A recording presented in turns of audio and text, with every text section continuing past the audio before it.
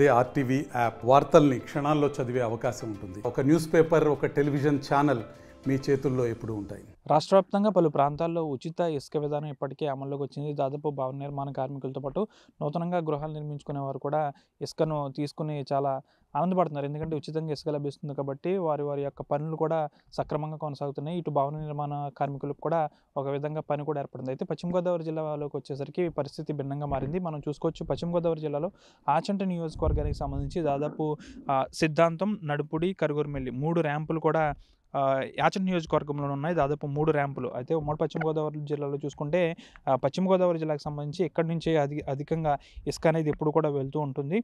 దాదాపు ఇక్కడ ఉచిత ఇసుక విధానం ప్రభుత్వం ప్రవేశపెట్టిన కాడి నుంచి ఇప్పటి వరకు కూడా ఇక్కడి నుంచి ఇసుక అనేది తరలించలేని పరిస్థితి. ఎందుకంటే దాదాపు ఇప్పటికే దీనికి పర్యావరణ అనుమతులు అనేవి ఇంకా రాలేదు. అంతేకాకుండా పర్యావరణ అనుమతులు ఎందుకు ఇవ్వలేదు అనే దానిపై కూడా కాస్త ప్రజల్లో ఆందోళన నెలకొని ఉంది. అయితే గత కొన్ని రోజుల నుంచి కూడా పలు పుకార్లు అయితే వినిపిస్తున్నాయి. దీనికి పర్యావరణ అనుమతులు ఇవ్వలేదు. అంతేకాకుండా దీనికి సంబంధించి ఏదైతే గోదావరి ఇసుక ఇక్కడ లభించే ప్రాంతంలో ఈ ఆచంట నియోజకవర్గంలోని నడుపూడి, సిద్ధాంతం, భీమలాపురం ఇక్కడ ఏవైతే ఇసుక రీచ్లు ఉన్నాయో వాటికి సంబంధించి దాదాపు సముద్రం ఆటుపోట్లకు సంబంధించి ఆ నీరంతా ఇటువైపు దాదాపు సిద్ధాంతం వరకు కూడా సాల్ట్ వాటర్ అనేది వచ్చేస్తుంది. దీంతో ఈ సాల్ట్ వాటర్కి సంబంధించి ఇసుక మిక్స్ కావడం వల్ల ఇదేది కూడా భవన నిర్మాణాలకు పనిచేయదంటూ గ్రీన్ ట్రిబ్యునల్ పర్యావరణ అనుమతులు ఇవ్వలేదంటూ కూడా కాస్త పుకార్లు అయితే గట్టిగా వినిపిస్తున్నాయి. అంతేకాకుండా ఇది కాకుండా మరొక పుకారు కూడా గట్టిగా వినిపిస్తుంది.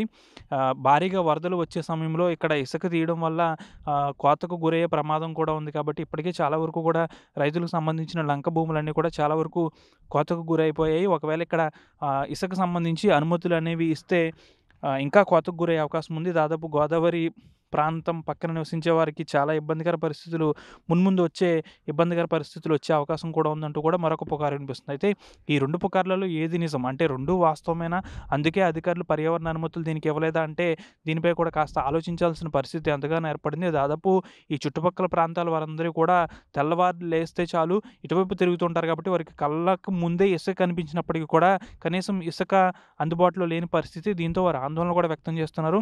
ప్రస్తుతానికైతే ఉచిత ఇసుక విధానం అమల్లోకి వచ్చినప్పటికీ కూడా ఇటు అంబేద్కర్ కోనసీమ జిల్లాకు సంబంధించి కొన్ని ప్రాంతాల్లో ఇసుక లభిస్తుంది. అక్కడి నుంచి ఇసుకను ఇక్కడికి తెచ్చుకోవాలంటే ట్రాన్స్పోర్ట్ ఛార్జీలు అధికమవుతున్నాయి. కాకపోతే గోదావరి పక్కన ఉన్నప్పటికీ కూడా మేము ఈ ఇసుకను తీసుకోలేకపోతున్నాము, కనీసం ఈ ఇసుక ఎందుకు అనుమతులు ఇవ్వట్లేదు, అధికారులు దీనికి ఎందుకు అనుమతులు ఇవ్వట్లేదు అని కూడా ఇక్కడ ప్రజలైతే ఆందోళన వ్యక్తం చేస్తున్నారు. నిజంగా పర్యావరణ అనుమతులు అనేవి ఇవ్వకపోతే దానికి సంబంధించిన సరైన ఇన్ఫర్మేషన్ కూడా అధికారులు ఇస్తే బాగుంటుంది కూడా అని కూడా దీనిపై ప్రజలు కాస్త ఆందోళన వ్యక్తం చేస్తున్నారు. ఇక్కడ కొద్ది పనులు మాత్రమే ఉండడంతో ఇటు భవన నిర్మాణ కార్మికులతో పాటు నూతనంగా ఇల్లు నిర్మించుకోవాలనుకునే వారు కూడా ఇబ్బందికరమైన పరిస్థితులు ఏర్పడుతున్నాయి. ఎందుకంటే దూర ప్రాంతాల నుంచి ఇసుక తెచ్చుకోవాలంటే దాదాపు ట్రాన్స్పోర్ట్ ఛార్జ్ ఉచితంగా ఇసుక ఇస్తున్నప్పటికీ కూడా ట్రాన్స్పోర్ట్ ఛార్జీలు ఎక్కువ అయిపోతున్నాయంటూ కూడా ఆందోళన వ్యక్తం చేస్తున్నారు. ప్రస్తుతానికైతే ఈ 2 కారణాలు నిజమేనా అంటే ఒకవైపు పర్యావరణ అనుమతులు ఇవ్వకపోవడానికి గల కారణం నిజంగానే ఈ ప్రాంతంలో సముద్రం ఆటుపోట్ల వల్ల ఇసుక అనేది